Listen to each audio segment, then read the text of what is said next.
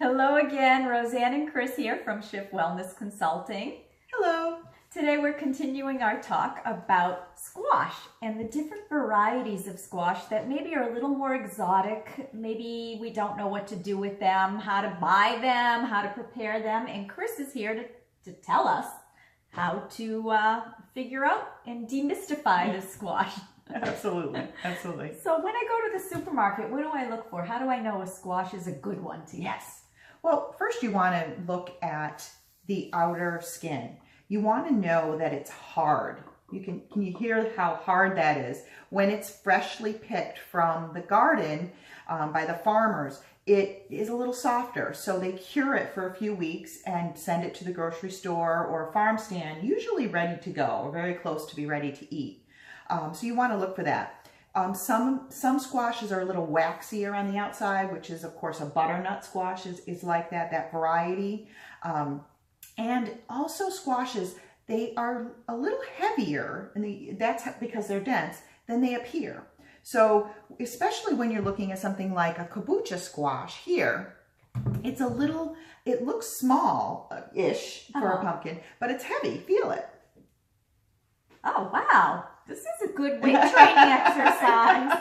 I'm going to get some good biceps It's heavier there. than maybe, let's say, the jack-o'-lantern type squash. These are, they're very dense and thick. So that's why it's pretty heavy, and it does, again, feel pretty hard. So that's what you want to look for.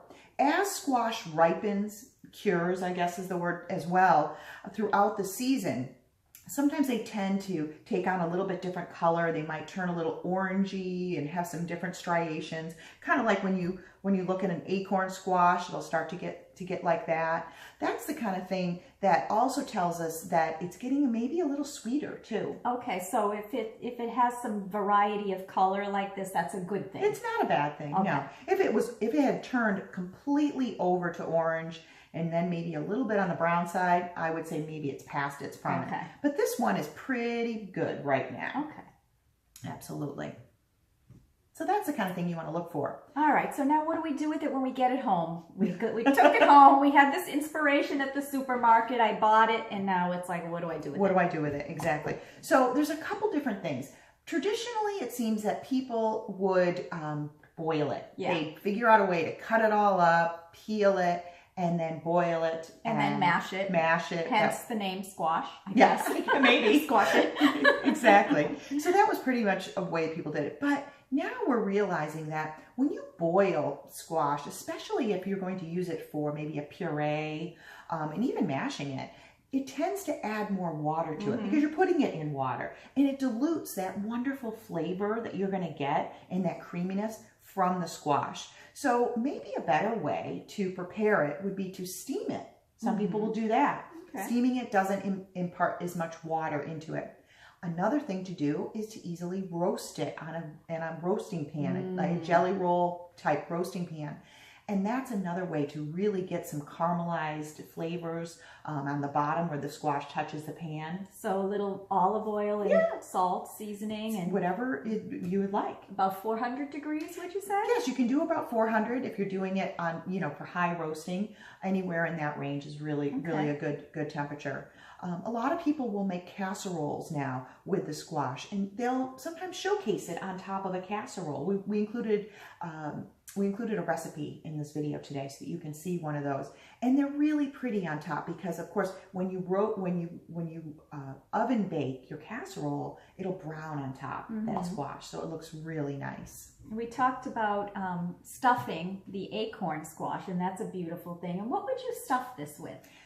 A variety of things you can stuff this with. So you can keep it vegetarian. You could make a quinoa or a brown rice mixture and vegetables, spinach. Some people might even use cheese with some sausage, if you want to go that route as well. You could do a turkey mixture, so almost like an Italian, maybe meatloaf type version. Oh, that sounds good. You could do kind of like a Spanish stuffed version. pepper even, right? Yeah, absolutely. Almost anything you would put in a stuffed pepper, you can put in a squash. Okay. And it's wonderful and so versatile.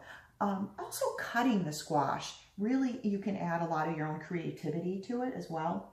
So you can cut the squash in half and either stuff it or just roast it and give each person a portion of the squash. You can cut squash along its ridges and roast it that way and have pieces. You can even keep the skin on it for roasting, and the person eating it can just kind of take the skin off. It saves you time as well. We mentioned before that some squashes you can eat the outside of the squash, and the delicata is another really good example of that, because it can, it softens up as you eat, and you can put this into rings, grill it, even pan fry it, and it'll be really tasty. I'm looking forward to trying that one. I've never had that variety before. It's really, really good. But you know, the kombucha squash that we talked about is something that we do have a couple recipes on, because I think people are a little intimidated by it. It's not something you normally see in the store, but it is wonderful, and it really resembles the taste of a sweet potato. If you like sweet potatoes, I would recommend trying a kombucha squash and seeing how it goes, because you can also eat the outside skin as well. Well, thank you for joining us today. I hope you learned a lot of useful tips about how to make squash and how to shop for squash, and we look forward to catching up with you again next time. Thank you so much, and please visit our website at shiftwellnessconsulting.com for free workshops, and you can visit our YouTube channel or our Facebook page. Thanks.